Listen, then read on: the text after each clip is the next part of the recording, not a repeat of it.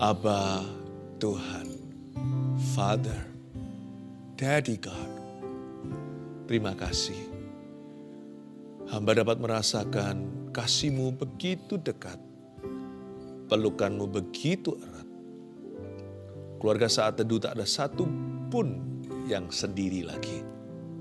Engkau adalah Bapa bagi yang tidak berayah, suami bagi yang tidak bersuami. Engkau membuat hidup kami lengkap, tidak kekurangan apa-apa, sebab Engkau adalah gembala hati dan gembala jiwa kami. Terima kasih Tuhan, kasih-Mu setiap hari sering kami abaikan, kami mengakui. Tapi mulai hari ini, sejak Saat Teduh bersama kami diajarkan, mulai hari ini kami akan teliti dan jeli melihat ketika Engkau menunjukkan sayang-Mu kepada kami. Hati kami tidak mau lonely lagi, kami tidak mau merana lagi, hati kami tidak mau mengeluh, sebab kami punya Bapa seperti diri-Mu. Sampaikan sabda-Mu, sembunyikan hamba-Mu di balik salib-Mu Tuhan. Anak bersyukur kepada-Mu. Dalam nama Yesus, amin.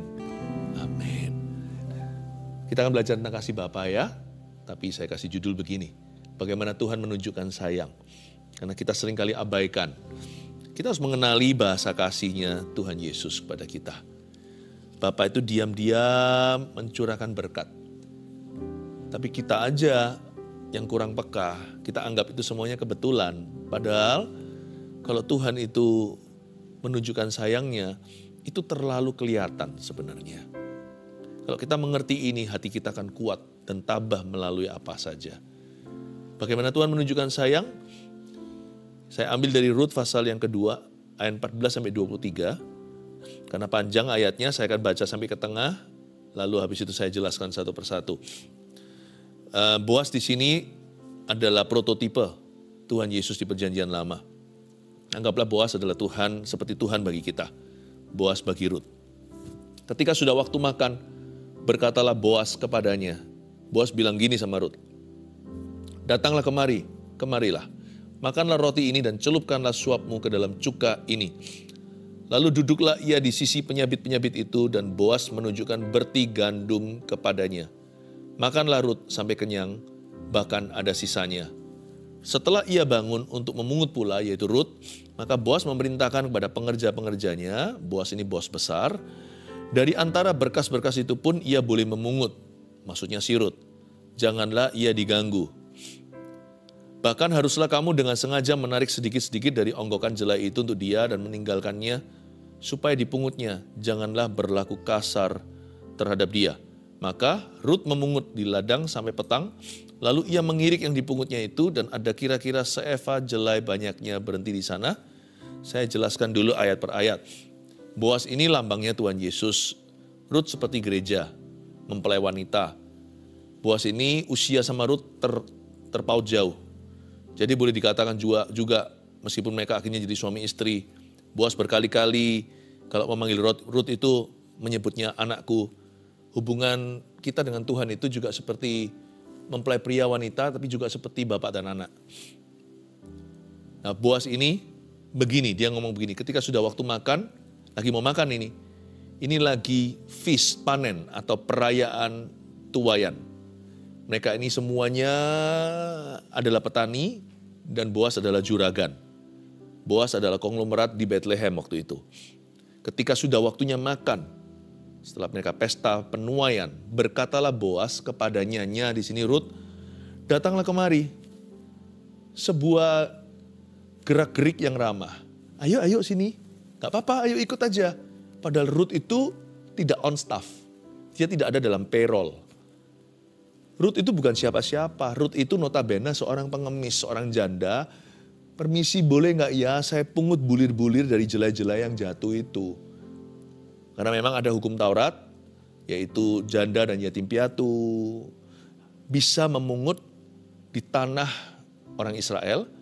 Ketika mereka panen, kalau ada yang jatuh, Tuhan memberikan perintah kepada umat pilihan Allah. Janganlah dibersihkan sampai kinclong itu tanah. Sisakan untuk orang-orang susah. Tips lah ya buat mereka atau uang kecil. Jangan perhitungan sampai ke sen-sennya. Nah, Rut ini sebenarnya boleh termasuk golongan pengemis. Dia adalah seseorang yang mengharapkan bantuan diakonia atau belas kasihan. Tapi Boas itu bisa panggil dia, datang yuk ke sini. Kerajaan Allah itu kerajaan inklusif. Kerajaan yang mengundang setiap orang untuk datang. Dia bukan kerajaan eksklusif, hanya untuk kaum elit saja. Lihat ini, sekalipun Boas sama Rut jauh, Rut itu siapa? Boas ini seorang tokoh. Tapi Boas peduli, menoleh ke seorang janda, seorang fakir miskin. Datanglah kemari, silakan, ayo ikut makan. Wow, itu yang namanya penerimaan. Makan roti ini dan celupkanlah suapmu ke dalam cuka ini. Bayangkan roti ya, lalu ada cuka seperti orang Eropa kalau makan roti kering itu lalu ditotol-totol sama cukanya begitu. Ya seperti itu. Ini Timur Tengah, rotinya mirip seperti Eropa. Celupkanlah suapmu ke dalam cuka. Saya jadi ingat misalnya kalau kaum Tionghoa merayakan Imlek di meja makan, bayangin meja makan yang bundar. Lalu semua sekeliling meja makan itu ambil sumpit tinggi-tinggi yang namanya yaesang. Itu makanan yang diangkat tinggi-tinggi, dicampur bersama-sama itu. Yang bisa berada di meja makan itu hanya keluarga dan kerabat dekat. Nggak mungkin tiba-tiba dari sebelah mana gitu datang orang yang tidak diundang lalu ikut-ikut nyumpit gitu. Semua kan liatin, kamu siapa? Nggak bisa. Karena itu perayaan pesta tahun baru orang Tionghoa. Tapi kalau orang Yahudi waktu panen, sama pentingnya. Yang bisa sama-sama celupkan suapmu ke dalam cuka, itu hanyalah orang-orang dekat, kerabat, family, dan juga para partner-partnernya. Rut siapa? Sadarkah Anda dan saya? Kita ini siapa? Di kalangan malaikat aja kita nggak layak. Tapi kita bisa mengambil perjamuan kudus di gereja. Perjamuan kudus itu kan cara Tuhan berkata, celupkanlah suapmu ke dalam cuka ini. Itu penerimaan, makanya perjamuan kudus itu harus dinanti-nanti di setiap gereja. Di gereja Mawar Sharon, saya sebagai gembala selalu memimpin perjamuan kudus ya, di minggu keberapa. Setiap bulan, itu dinanti-nanti. Karena perjamuan kudus itu atau Holy Communion itu artinya acceptance atau penerimaan. Di situ kita diingatkan, kita ini keluarganya Tuhan. Tuhan itu menerima kita sungguhan sebagai anggota keluarganya. Ayo ikut kamu masuk sekalian. Makanya itu gak boleh sembarang partisipasi. Kalau yang belum dibaptis, cepat dibaptis. Sadari mengapa dia dibaptis. Kenali maknanya, jangan asal-asalan ikut liturgi. Tapi orang yang hatinya gak beres, bereskan dulu hatinya. Ampuni yang bersalah kepadanya. Dan kalau dia salah orang lain, minta maaf dulu, kembalikan. Jangan sembarangan. Penerimaan Tuhan itu gak boleh dianggap murahan. Pada waktu seorang konglomerat berkata kepada seorang yang bukan siapa-siapa, kamu ikut yuk ke meja ini. Ayo, gak usah di ujung sana. Karena kamu adalah family. Ayo ikut sama-sama, angkat sumpitnya, kita campur bareng-bareng. Celupkan ke dalam cuka ini. Wow, makan satu pinggan sama Tuhan. Makan satu pinggan. Itu cukanya kan di tengah. Seperti bumbu gitu, seperti kecap. Atau seperti saus tomat. Sama-sama dicelupkan di sana kan. Wow, kita pasti merasa tersanjung. Wih, aku ini siapa ya? Misalkan kalau satu meja itu selebriti semua. Wah, selebriti yang gak tanggung-tanggung, yang kelas A di dunia. Lalu dia lihat kita seorang waiter atau seorang pegawai restoran, dia berkata, kamu ikut sama-sama, ayo celupkan, kita makan roti bareng-bareng. Wow, pasti kita selfie, beritahu sama teman-teman, tahu nggak apa yang terjadi sama aku hari ini di tempat kerjaku. Aku diajak duduk bareng loh, makan sama-sama. Wah, itu loh cara Tuhan menunjukkan sayang. Ketika dia terima kita. Kita harus bangga kalau kita bisa berdoa, Bapa kami yang di dalam sorga. Kita sebut dia Bapa, kita nggak ditampar malaikat, kita tidak dianggap menghujat. Itu status tertinggi sekalipun hari ini mungkin kita masih bergumul dengan masalah kita. Sekalipun sekarang doa kita belum terjawab. Kita itu dikasih status sama Yesus. Dan perjamuan kudus itu diulang-ulang sebagai gentle reminder setiap bulan. Kita itu diingatkan lagi, kita ini siapa? Jangan nilai Tuhan dari apa yang Tuhan bisa beri sama saya. Untungnya apa aku ikut Yesus. Jangan nilainya begitu dong, sama Tuhan tuh nggak boleh menilainya secara lahiriah. Tapi ingatlah kita itu diangkatnya. Hari ini kita itu bisa menyembah Tuhan masuk hadirat Allah. Dan kita disebut anak-anak Allah yang maha tinggi. Wow. Lalu duduklah ia kan, ayat 14b, di sisi penyabit-penyabit itu dan Boas mengunjukkan berti gandum kepadanya. Makanlah Rut sampai kenyang, bahkan ada sisanya. Saya mau tunjukkan karakter Rut di sini. Ayat ini berkata makanlah Rut sampai kenyang, itu bukan berarti dia makan sampai bersendawa. Makan sampai kenyang ini bukan kenyangnya dipol-polkan, bukan.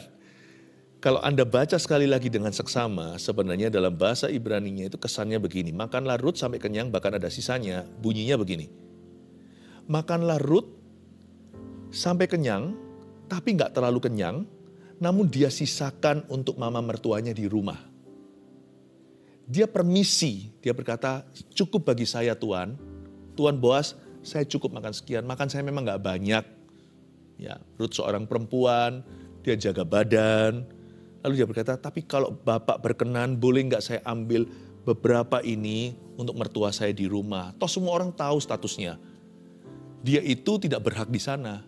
Dia itu dibelas kasihani oleh tuannya. Jadi dia sekalian aja kalau memang dibelas kasihani, dia mintakan belas kasihan untuk orang lain. Jadi dia makannya tanggung-tanggung, nggak maksimal, supaya dia bisa tapaukan pulang. Pulang untuk mama mertuanya yang sama-sama janda, Naomi namanya. Saya rasa di sini kita harus mengerti bahwa sekalipun Tuhan menunjukkan sayang, kita itu jangan sampai nggak tahu diri. Sama Tuhan tuh nggak boleh terlalu berani. Meskipun Tuhan itu sama kita tuh brol-brolan, Tuhan nggak obralan ya, kasih karunia-Nya itu mahal. Tapi Tuhan tuh nggak pernah perhitungan. Makanya orang yang hatinya penuh dengan kasih karunia, orang itu nggak akan perhitungan sama orang lain. Apalagi perhitungan sama Tuhan, aku pelayanan kok begini, kok begini sibuk, aku pelayanan dapat apa. Kalau orang itu hatinya penuh dengan grace, kasih karunia, dia nggak akan gitu sama siapa-siapa. Tapi meskipun demikian, sekalipun Tuhan kita tanpa batas kasihnya sama kita itu tidak boleh aji mumpung. Kalau kita doa sama Bapak aja, doa Bapak kami ajarkan, berikan pada kami hari ini makanan kami secukupnya. Tuhanlah yang tahu bagaimana memberi berlebihan. Tapi kita kalau minta itu, mintalah apa yang Anda butuhkan. Yang Anda inginkan boleh, tapi mintalah dengan tulus. Mintalah dengan rendah hati. Mintalah dengan hormat yang disertai ucapan syukur. Tuhan menunjukkan sayang. Sayangnya nggak tanggung, kita dikasih status. Kalau hanya dikasih gaji atau sekedar diberkati, itu belum seberapa. Berkat mana lebih besar? Nggak peduli kalau stafnya itu bayarannya tinggi. Misalkan dia seorang CEO atau direktur utama, kalah sama putra mahkota. Putra mahkota memiliki seluruh warisan ayahnya. Yang situ hanya makan gajian. Kita itu dikasih status. Kita nggak perlu dicairkan, hari ini Tuhan jangan dijadikan ATM. Jangan dijadikan itu. Sekalipun hari ini tidak dikeskan segala berkatnya pada kita, kalau kita punya Yesus, kita sudah punya segala sesuatu yang empunya kerajaan sorga, yaitu anak-anaknya. Makanlah Rut sampai kenyang, tapi dia sisakan. Setelah ia bangun untuk memungut pula, lihat itu Rut. Nggak mentang-mentang dia dikasihani lalu terima makanan gampang. Dia bangun untuk memungut pula. Sekalipun Tuhan sayang, kita harus bekerja. Karena iman tanpa perbuatan adalah mati. Setelah ia bangun untuk memungut pula, maka Boas memerintahkan pada pengerja-pengerjanya. Sebelum dibaca lagi ya. Jadi perintah Boas pada pengerja-pengerjanya tanpa sepengetahuan Rut. Dengan kata lain, diam-diam tahukah Anda Tuhan itu rasan-rasan kita di sorga. Saya dan Anda, kita berhak untuk curiga sama Tuhan, curiga yang baik dan benar. Jangan-jangan Tuhan rasan-rasan ini ngomong sama pengerja-pengerjanya. Tuhan bilang begini, dari antara berkas-berkas itu pun ia boleh memungut loh ya. Janganlah ia diganggu. Kata janganlah ia diganggu itu artinya janganlah kamu pelit sama dia. Jangan tahan ya berkatnya. Konsep kita selama ini kan diganggu setan. Kita percaya bahwa Tuhan itu suka tahan-tahan. Ya kan? Tuhan itu jual mahal sama kita. Jadi kalau kita mau berkat apa gitu ya, atau apalagi kalau kita mengharapkan mujizat itu jarang sekali di antara kita itu percaya bahwa asal kita percaya saja.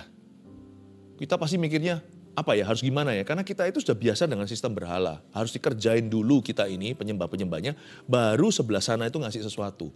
Jadi mau puasa berapa lama lah, harus doa sekian lah. Harus menggores-gores tubuh lah, harus bagaimana lah. Gimana ya Pastor Philip supaya diurapi ya, supaya harus puasa berapa hari ya, supaya doanya dijawab. Bukan itu sih, puasa tujuannya nggak begitu. Puasa ada tujuannya sendiri, tapi saya nggak bahas hari ini. Tapi kita punya pikiran bahwa Tuhan itu suka tahan. Padahal kalau kita baca ayat ini, Boas sorgawi kita itu bilang sama malaikatnya, kalian jangan pelit ya sama dia ya. Luar biasa lah. Dan Boas memerintahkan pengerjanya agar Rut bisa memungut, perhatikan ini, bukan dari bulir. Kalau di pasal sebelumnya, Rut bilang gini sama Naomi, Mama aku keluar rumah ya daripada nganggur di sini, nunggu mati. Aku mau kerja di ladang orang yang murah hati, aku mau memungut bulir-bulir. Perhatikan kata bulir. Itu unitnya satuan. Berkas itu ikatan. Makanya ada ayat yang begini di Mazmur, yang menabur dengan mencucur air mata, akan menuai dengan sorak-sorai dan membawa pulang apa? Berkas-berkasnya. Berkas tidak untuk fakir miskin, berkas untuk perusahaan. Yang bulir yang jatuh itu boleh diambil, jadi dibulatkan ceritanya. Dibulatkan naik ke atas. Misalnya kalau makan sesuatu, beli sesuatu 95.000, kasih 100.000 nggak usah kembali. Itu berarti bulir. Tapi kalau makan 100.000, ngasih 1 juta, itu bukan tips. Itu hampir gaji. Berkas itu ikatan dari pungutan yang begitu banyak, diikat-ikat peronggokan. Dan di sana Boas memerintahkan, kalian jangan kira aku mau kasih dia bulir ya. Aku mau dia pulang bawa berkas ya. Jadi kalau sampai dia ambil dari berkas, kalian jangan ganggu dia ya. Oh hebat ya, Tuhan itu murah hati itu beneran. Bahkan ayat 16, bahkan haruslah kamu dengan sengaja menarik sedikit-sedikit dari onggokan jelai itu untuk dia dan meninggalkannya supaya dipungutnya. Janganlah berlaku kasar terhadap dia. Ayat 16 ditambahkan sama Tuhan. Boas ngomong begini, bahkan nanti ya, kalau sampai dia nggak ngambil berkas, karena kelihatannya wanita ini nggak murahan. Dia nggak akan ambil berkas, dia pasti mungut bulir. Buktinya di ayat 15 tadi dikatakan, setelah dia kenyang dapat tapawan atau bisa bawa pulang rantangan untuk mamanya, diizinkan. Dia bangun untuk memungut jelai lagi. Jadi jaga-jaga in case ya, maka Boas bilang gini sama pengerjanya, kalau sampai dia nggak ngambil berkas, kamu harus ciptakan berkas dari bulir-bulir yang jatuh, tolong kalian hari ini kerjalah yang teledor. Pernah tahu nggak, Tuhan itu bisa perintahkan malaikat untuk teledor, untuk jatuhkan bulir-bulir saking banyaknya. Anda dan saya kira kita kena hoki apa hari ini? Kita mengalami keberuntungan ini. Wow, what a good luck bahasa Inggrisnya. Wow, aku tuh beruntung hari ini. Bukan, itu ada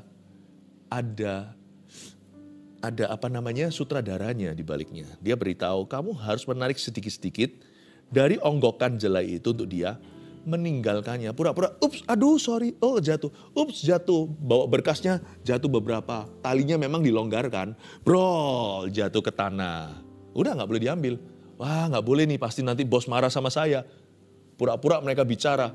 Ruth diam-diam mendengar di belakang. Wow, aku beruntung sekali hari ini. Terima kasih bapak-bapak, karena Hukum Taurat berkata yang sudah jatuh ke tanah lagi, gak boleh dipungut. Jadi dia senang sekali berbinar-binar. Wah hari ini mama makan. Bisa makan masuk kulkas ini bisa 1 bulan. Dan akhirnya mereka ngomong satu sama lain, pinternya drama. Tahukah Anda ketika sorga bersandiwara demi mencurahkan berkat kepada Anda? Dan ada perintah dari sang raja, jangan berlaku kasar terhadap dia, alias kalian kalau sandiwara jangan ketara ya. Tuhan tuh nggak lebay apa ya, Tuhan tuh nggak selalu mau tampil muka, itu enggak. Ada banyak sekali mujizat dan berkat yang Tuhan berikan pada kita, tapi Tuhan menolak untuk keluar muka. no name, dia tidak mau membubuhkan tanda tangan. Cara Tuhan menunjukkan sayang itu tidak seperti beberapa orang-orang yang merasa dirinya donatur. Dia harus cap namanya di sana. Oh Tuhan nggak gitu.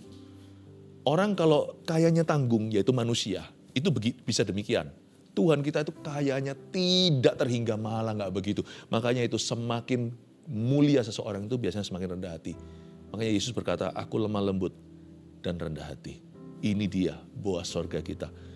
Waktu saya baca gini tuh saya berkata, oh wow Tuhan luar biasa ya. Untung tuh si Ruth. Lalu Tuhan berkata sama saya, loh Ruth itu kamu. Oh iya ya, Ruth itu kita. Wah, betapa beruntungnya kita punya Tuhan ya. Maka ia memungut di ladang sampai petang. Lalu ia mengirik yang dipungutnya itu. Coba lihat, dan ada kira-kira seeva jelai banyaknya. Kalau Anda punya bahasa Indonesia, Alkitab bahasa Indonesia, Anda lihat di belakang sendiri. Kan ada kamus kan? Coba Anda lihat eva itu 36 liter. Mana mungkin lah pulang bawa 36 liter itu loh. 36 liter gandum. Nggak mungkin lah itu kalau antara teledor banget hari itu banyak yang di PHK. Harusnya CEO perusahaan itu yaitu Boas atau pemilik ownernya pasti berkata, kalian semuanya merugikan company.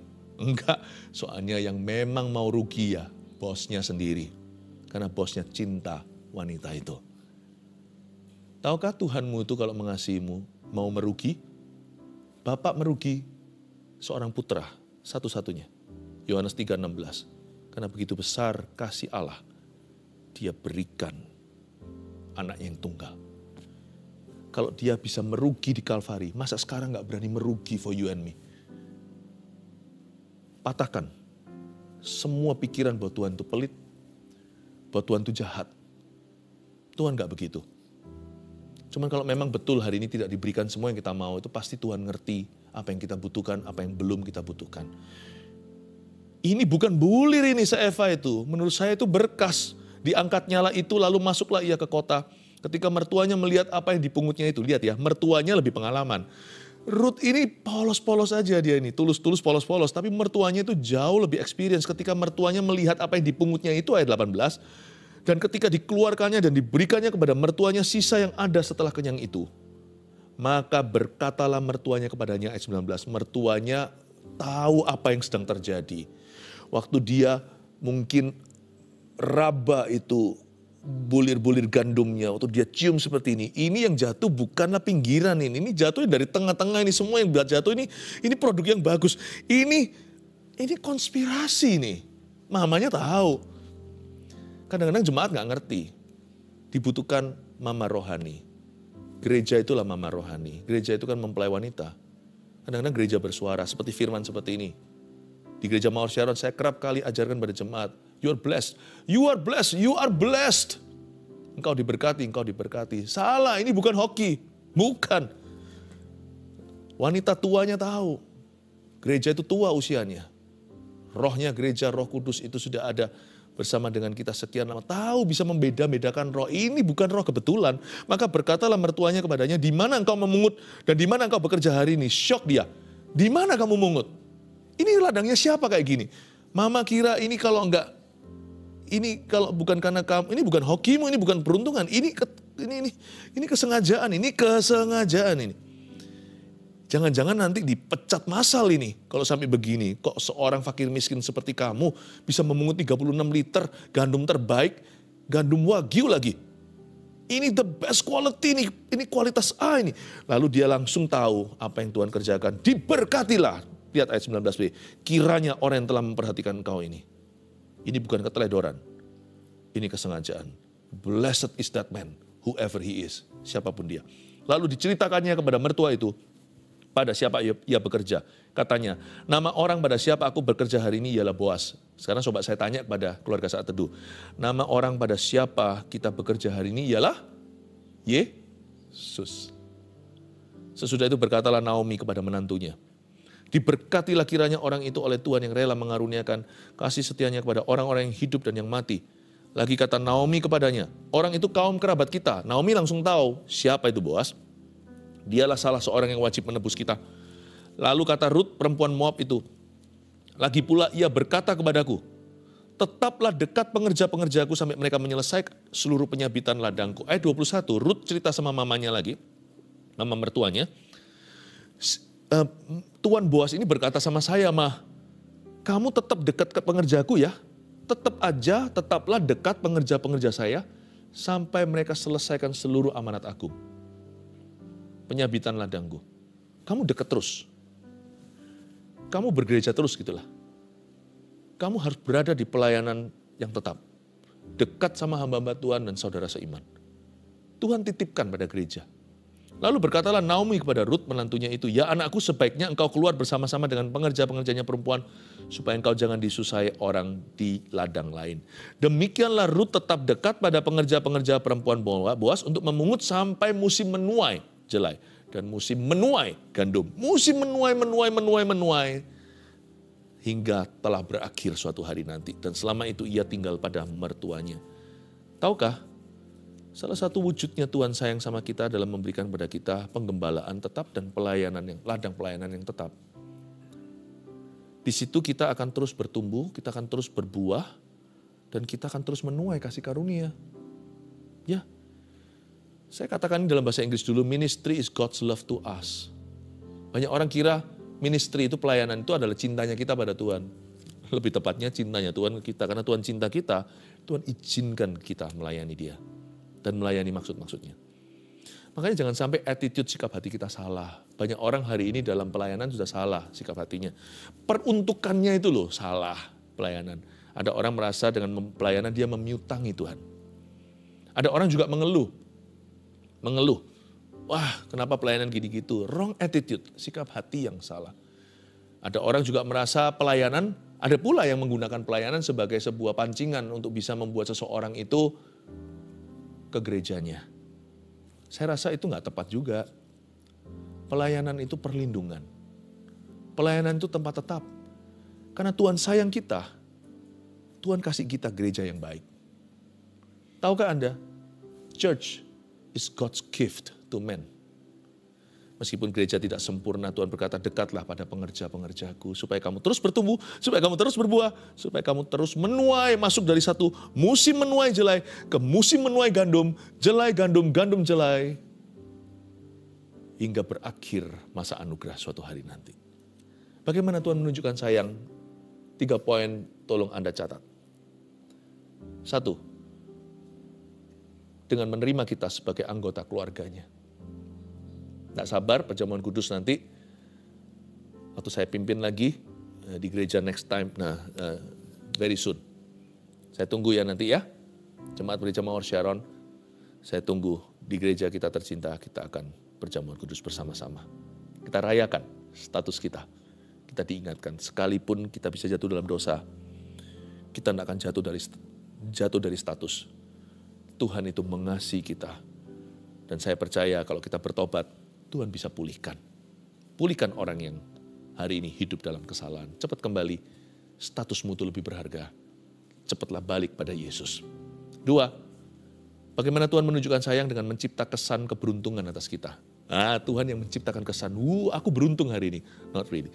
Tiap kali Anda merasa itu, Anda harus rasakan belayan Tuhan.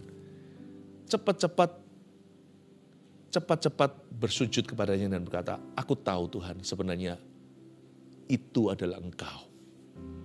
Meskipun Engkau tidak mengatakan, mengucapkannya, aku tahu Tuhan yang dibalik semua kebetulan ini. Tuhan kan? Iya kan? Terpujilah nama Tuhan." Setiap kali kita ada kesan, kok beruntung ya aku ya. Aduh, my plan works. Rencanaku terjadi, bahkan melampaui dugaan saya. Bahkan lebih bagus yang saya rencanakan. Tiap kali begitu, jangan pikirkan berkatnya, jangan elukan rezekinya, dan jangan megahkan keberuntungannya. Cepat masuk ke ruang doamu jikalau Anda dekat sebuah ruang atau Anda berada di mana. Kalau nggak di mana-mana, ruang doamu bisa ada di hatimu. Cepatlah masuk ke dalam ruang suci itu, tempat rahasia Anda berkomunikasi dengan Allah. Diam-diam bisikkan ke telinga Bapa, "Thank you ya. I know it was you. I know it is you." Aku tahu ini Engkau. Ini bukan keberuntunganku. Tuhan suka mencipta kesan keberuntungan atas kita. He's the God of surprises. Dialah Allah yang penuh dengan kejutan indah. 3, kalau Tuhan, bagaimana Tuhan tunjukkan sayang sama kita dengan memberi kita ladang pelayanan yang tetap. Itu berarti tempat penggembalaan. Saya bersyukur hari ini Tuhan sayang kepada keluarga Saat Teduh. Dan Tuhan akan menggembalakan keluarga Saat Teduh selalu di rumput yang hijau dan air tenang. He loves you. Jangan lari dari dia lagi. Yang salah, cepat bertobat dari kesalahannya. Yang sudah sungguh-sungguh, ayo semakin nyaman dekat Tuhan. Karena kita punya Allah Bapa yang sangat cinta kita. Kasihnya itu gak terselami. When you think you know how much He loves you, waktu kita kadang-kadang merasa tahu seberapa dia mengasihi kita, kita akan dibuat dia terkejut sekali lagi. Dan kita akan dibuatnya terpukau. Engkau mengasihi aku jauh lebih dari yang kuduga. Haleluya. Aku patahkan dalam nama Yesus setiap roh bunuh diri. Setiap roh penolakan dan roh kepahitan. Orang-orang yang tidak bisa mengampuni, yang menyimpan dendam di hati. Dan setiap jiwa yang menolak dirinya. Ada juga orang-orang yang berkata, aku ini adalah bayi yang dikandung di luar nikah. Dan Anda tertolak dengan fakta. Karena itu Anda terus tertuduh dalam nama Yesus. Tuhan tidak membuat kesalahan ketika Anda dilahirkan. Tuhan yang menenung bahkan di dalam kandungan papa mama. Di dalam kamus Tuhan tidak ada kesalahan. Jikalau Anda dikandung dalam dosa, Tuhan pun telah menebus di Golgota. Kita semua adalah karya tebusan. Dalam nama Yesus aku patahkan setiap roh bunuh diri in Jesus name. Saya melihat ada orang-orang yang ada banyak goresan-goresannya di tubuhnya. Anda suka melukai tubuh. Anda gak berani mati, tapi mau mati. Tuhan sembuhkan orang itu. Ada seorang pria yang begitu. Tuhan Yesus menjamahmu saat ini juga. Badannya besar, tinggi. Tapi saat ini saya bisa melihat seorang pria yang tegap, menangis terseduh. Karena Kristus menjamahmu. Terima kasih Tuhan. Terima kasih Tuhan. Kista di rahim seseorang. Tuhan angkat kistanya. Dan tidak jadi dokter mengangkat rahimnya. Kista aku tengking dalam nama Yesus, kau pergi. Kista kau tercabut, kalau gunung pun bisa hengkang masuk ke laut. Apalagi kista yang lengket sekalipun di dalam rahim seseorang. Rahim itu aman. In Jesus name, dalam nama Yesus. Rahim itu tidak diangkat. Yang diangkat oleh Tuhan adalah kistanya. Dalam nama Yesus, tangan medis, pisau operasi tidak akan kena ke perutmu. Tuhan menyembuhkan Anda. Sekarang juga dengan mujizat. Ada satu orang anak kecil, bukan kecil lagi, tapi seorang anak yang masih SD. Tapi motoriknya bermasalah. Dari kecil dia mengalami gangguan. Hari-hari ini dia akan berjalan. Di dalam nama Yesus Kristus Tuhan sembuhkan motorik seorang anak kecil. Dalam nama Yesus Kristus Tuhan sembuhkan. Ibu, Bapak, Tuhan sembuhkan putra Anda. Dalam nama Yesus, ajak dia, tuntun pelan-pelan mulai berjalan. Sebab pergelangan kakinya sudah kuat. Syarafnya Tuhan sembuhkan. Sekarang juga setiap goresan yang saya lihat, seperti ada goresan luka-luka pada syarafnya, seperti ada cakaran itu sekarang mulus dalam nama Yesus. Terima kasih Tuhan, terpujilah namamu. Ulurkan tangan ke depan untuk setiap permohonan doa yang mulai rame, banjir ke dalam media kami. Tuhan Yesus jamah di dalam nama Yesus. Aku perintahkan saat ini juga setiap demon spirit, setiap roh jahat untuk pergi. Setiap kuasa kegelapan untuk hengkang dalam nama Yesus. Khususnya suicidal spirit. Roh depresi, pergi in Jesus name. You need to go. You must go. Dalam nama Yesus. Go away. Aku bebaskan tawanan itu di dalam nama Tuhan. Terima kasih Tuhan, terpujilah namamu, sembuhkan yang satu itu Tuhan. Jamah yang menderita, yang bergumul, Tuhan tilik sengsaranya. Dalam nama Yesus, haleluya, amin. Anda bisa tulis hashtag CG supaya kamu bisa follow up. Saya terbeban karena saya ini bukan penginjil, saya ini gembala sidang. Beban saya terbesar adalah domba semuanya harus menemukan rumah pengembalaannya. Kalau belum ada, Anda belum menemukan tempat pengembalaan, Anda belum ditangani dengan baik, kami ingin sekali untuk bisa menjadi tempat itu di mana Ruth dekat dengan pengerja-pengerjanya, Boaz. Saya akan terus kepikiran kalau masih ada domba yang tersesat, masih ada domba yang tidak berumah, masih ada anak Tuhan tapi anak jalanan. Kalau memang itu Anda, tulis hashtag CG, saya minta tim segera follow up mereka, arahkan ke CG terdekat supaya mereka punya komunitas yang sehat, mereka punya keluarga dalam iman. Haleluya, mari kita angkat tangan kita. Terimalah kasih Bapa, terimalah kasih setia dari Tuhan Yesus. Terimalah roh kasih dari Allah Roh Kudus menyertaimu selama.